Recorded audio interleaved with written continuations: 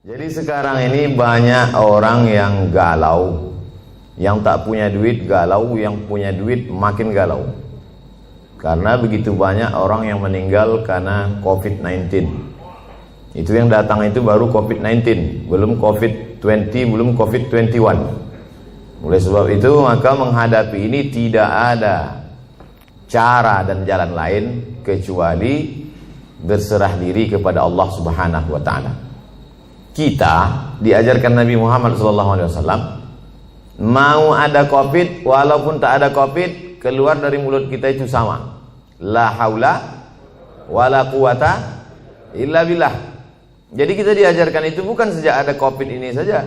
Sebelum COVID itu ada muncul, kita sudah berkata bangun pagi, alhamdulillahillazi ahyana, dia yang menghidupkan kami, wa amatana, sebelumnya kami mati, wa ilaihin nusyur, dan kita pun akan kembali kepada dia. Ini menghadapi COVID ini manusia ini terbagi dua, Eka dan Eki, ekstrim kanan, ekstrim kiri. Yang ekstrim kiri tak ada COVID itu, malah ditantangnya, mana COVID itu biar kukunyah-kunyah. Yang satu lagi pula amat sangat ketakutan COVID, semua dicucinya, semua cuci, wali ke rumah semua cuci tangan, sampai saking seringnya cuci tangan sampai nampak contekan waktu SD dulu. Ada yang mengirim gambarnya ke saya. Oleh sebab itu kita ahlu sunnah wal jamaah berpegang wa kadzalika ja'alnakum ummatan wasata, kami jadikan kalian ini umat yang pertengahan, tidak terlalu berani kepada COVID karena dia memang penyakit, dia virus, benda itu memang ada. Virus ini ada dari dulu, virus flu, influenza, sampai sekarang belum hilang, maka banyak orang kena influenza. Virus penyakit kuman malaria sampai sekarang masih ada. Jadi yang namanya virus, kuman, bakteri, penyakit itu ada. Ada yang mati, ada yang tak mati.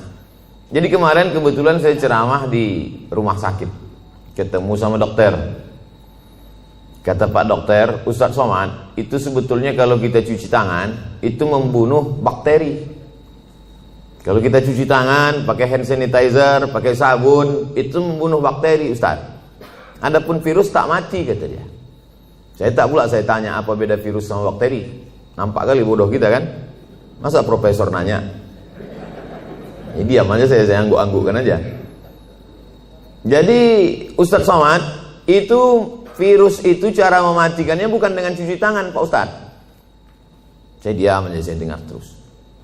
Cara mematikannya itu jangan kasih dia makan. Makanan virus itu gula. Maka kalau tak ada gula, mati dia. Jadi bagaimana cara membunuhnya? Kata dia, banyak-banyak puasa sunat. Memanglah itu ajaran Nabi Muhammad SAW. Jadi kalau orang yang faham hikmah di balik ini, maka sesungguhnya dia tahu bahwa Nabi Muhammad SAW itu tidak hanya mengajarkan kita doa, tak hanya mengajarkan baca yasin, tahlilan, takziah. Bukan hanya itu, bahkan sampai ke virus, bakteri, pandemi, wabah abad 21 pun sudah diajarkan Nabi sejak 14 abad yang silam. Apa kata Nabi?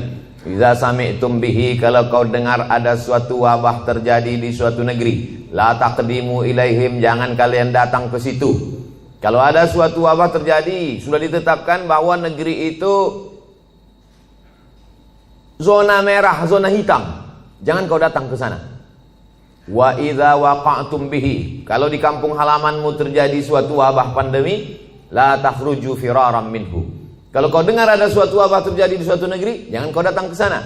Dan kalau kau berada di suatu negeri terjadi wabah di situ, jangan kau keluar dari kampungmu. Itulah yang dikenal orang sekarang dengan istilah PSBB, lockdown, social distancing. Bahkan kemudian beberapa negeri kota sampai dikepung, tak boleh keluar, polisi tentara dikerahkan. Sudah diajarkan Nabi SAW 14 abad yang lalu. Bagi yang belum kena, amalkan ini. Bagi yang sudah kena, mati dia. Nabi mengeluarkan statement sabda. Apa kata Nabi? Al-mat'unu syahid. Orang yang mati kena penyakit wabah syahid, maka matinya mati syahid. Orang yang mati syahid itu selamat dari 4. Tak merasakan sakratul maut, tak merasakan azab kubur, tak merasakan hisab, langsung masuk surga. Jadi Nabi itu sudah berikan 2 langkah. Bagi yang belum kena, ini obatnya. Yang sudah kena, ini obatnya. Maka keluarga tak terlalu bersedih hati. Kenapa? Karena saudaranya, keluarganya, bapaknya, ibunya, anaknya, neneknya, keponakannya, jirannya, sahabatnya itu meninggal dunia dalam keadaan syahid. Dan bagi yang masih hidup, kita diajarkan untuk melakukan langkah-langkah social distancing, protokol kesehatan. Makanya saya tak berani kalau ceramah tausiah di tempat yang tak bisa dibuat protokol kesehatan. Nah, adapun di sini bisa Ustaz nanti di Wang Sumut, nah, kita tengok dulu ada tak protokol kesehatan. Ternyata lengkap semuanya. Begitu datang tak bisa dikenali mana direktur, mana sama semua mukanya, tutup muka. Biasa dulu saya ke Medan ini disambut dengan tola'al badru alaina, solawat, salatullah, salamullah. Tapi begitu datang sini tidak, begitu datang langsung tembak. Masih syukur, segan dia tak tembaknya kening, tangannya. Kalau tempat lain langsung pang. Habis itu tempat duduk berjarak, pakai masker. Artinya apa? Kita tidak terlalu cemas sekali, tapi kita juga tetap menjaga ini. Jangan terlalu takut kali, jangan pula terlalu berani kali. Nah, kita tetap macam biasa aja. Coba kalau kita terlalu cemas, terlalu takut, terlalu ngeri, iman kita jatuh, imun kita turun, di situ dia masuk. Jadi agak beranikan sedikit, biar jangan apa kali COVID itu. Gitu kalau orang Medan. Kalau orang Jakarta kan kalau ada AC mati kan dibilangnya, lu tolong hidupin tuh AC biar agak dinginan dikit. Kalau orang Medan enggak, Pak, tolong kau hidupkan apa itu biar jangan apa kali.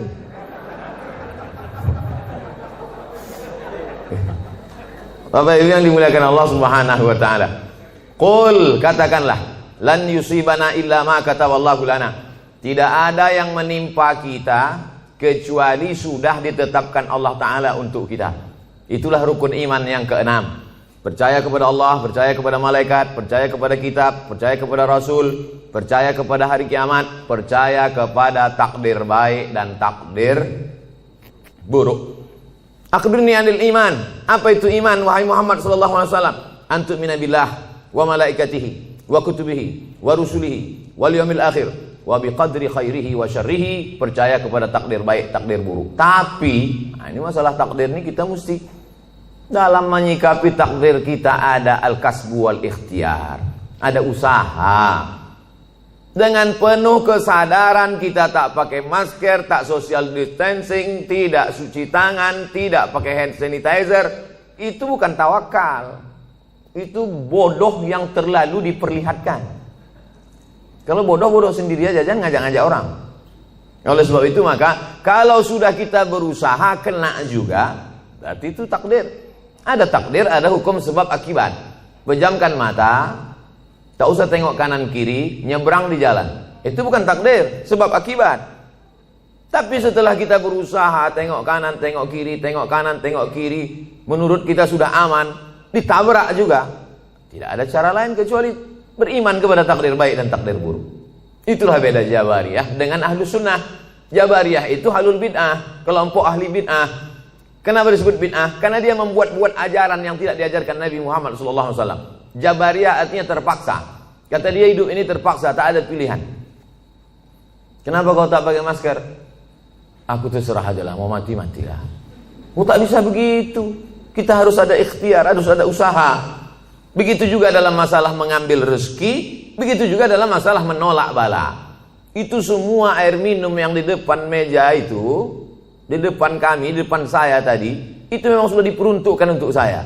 Air minum itu untuk saya, kue kotak itu untuk saya. Tapi karena saya tak ada usaha untuk membuka dan meminumnya, maka saya tak bisa ke mulut saya. Walaupun sudah diuntukkan untuk saya.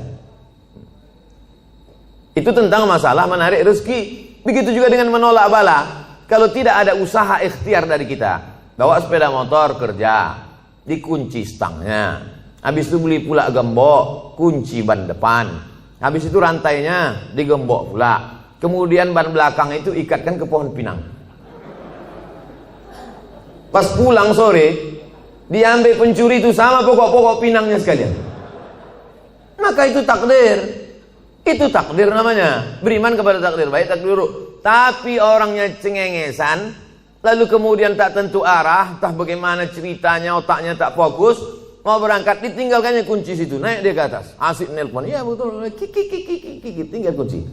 Habis itu turun ke bawah, lapor sama security, Pak security, motor saya tinggal hilang. Gimana keadaannya? Tadi saya tinggalkan kunci. Ah mampuslah kau, kata dia. Kenapa? Berarti kurang usaha, tak ada ikhtiar. Itu yang diajarkan Nabi Muhammad SAW. Jadi ke suatu ketika seorang sahabat masuk ke dalam Masjid Nabawi. Ditanyanya Nabi, ya Rasulullah, itu ontaku di luar, belum kutambatkan. Aqiluha wa atawakal, am utliquha wa atawakal. Ku lepaskan aja begitu baru aku tawakal, atau ku tambatkan dulu ke pokok kurma baru bertawakal. Kata Nabi, kau ikatkan dulu, kau tambatkan dulu baru kau bertawakal. Sebetulnya itu pikiran sederhana saja. Cuman sahabat ini mau ngetes cemana sebetulnya ajaran Islam ini. Apakah perlu usaha atau tawakal saja? Kata Nabi, kau tambatkan dulu, kau ikatkan dulu, kau yakinkan dulu dia tak lari. Setelah itu barulah kau tawakal kepada Allah. Begitu dalam masalah mencari rezeki, begitu juga dalam masalah menolak bala. Wa iyyam sasqallahu bidurrim fala kashifa lahu illahu.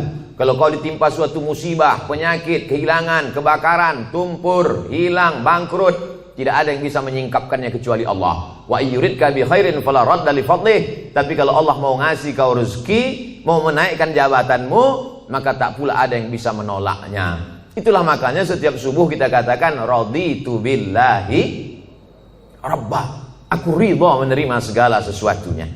Hanya saja kadang orang kita ini salah pasang. Kalau ada terjadi sesuatu musibah terjadi, dia katakan ikhlas ya, ikhlaskan aja. Sebetulnya yang tepat itu bukan ikhlas, ridha. Ridha menerima ketetapan Allah Subhanahu wa taala. Ridha itu bahasa kitanya apa? Ridha itu artinya plong, berlapang dada. Seperti ridhonya orang mati dimandikan oleh orang yang memandikan jenazah. Begitulah ridha kita kepada takdir ketetapan Allah. Sebagaimana orang mati dimandikan. Ibu, bapak pernah menengok orang mati waktu dikorek hidungnya melawan dia? Yang kau cucuk-cucuk hidung gitu? Tak ada. Terserahlah, mau kalian cucuk hidungku, telingaku, terserah. Makanya waktu kita masih hidup ini baik-baik sama orang. Nanti balik dari sini cari di RT RW itu siapa yang memandikan jenazah, baik-baik sama dia. Kalau kita sombong-sombong sekarang, pas kita mati nanti disemprotnya pakai door smear. Apalagi Bank Sumut ada program santunan, santuni mereka memandikan jenazah, orang yang menguburkan, orang yang supir ambulan. Kalau mati kita, supir ambulan tuh baik sama kita, pelan-pelan dibuatnya, lari-lari 20. Coba kalau kita sombong angkuh, dibuatnya 120, rantuk-antuk kepala kau di belakang. Nyawa baru tercabut, sakitnya belum hilang, lempang. Baru kau tahankan dulu, sombong kali kau kan, kata dia. Oleh sebab itu maka ini semua adalah bagaimana kita menyikapi hidup. Hidup ini dari dulu sampai sekarang begini-gini aja. Dari sejak zaman Nabi Adam sampai Adam Smith, hidup ini begini-gini aja. Yang kaya sombong, yang punya jabatan sombong, orang miskin susah melarat, mau mati aja bawaannya. Jadi tinggal kita bagaimana menyikapi hidup. Dulu yang hidup di Medan ini datuk nenek moyang kita. Habis masa mereka datanglah masa ayah emak kita. Habis masa mereka, sekarang masa kita. Ini sedang hijau-hijaunya ini. Ibarat baru bertunas hijau, berbatang, mekar, berputih, berbuah, kuning, layu, mati. Yang di hadapan saya ini hijau-hijau semua. Maskernya maksudnya. Sampai masanya kita akan menguning dan layu. Saya ini agak kuning sedikit. Habis itu tak lama ini layu dan mati. Kemudian datang masa anak kita. Hidup ini singkat Bapak Ibu. Tapi kalau salah kita menyikapi hidup, penyesalannya luar biasa. Takut mati, takut pensiun, takut tak ada duit, takut susah, takut tak ada kerja, pergi ke dukun. Tak dukun, tolong aku.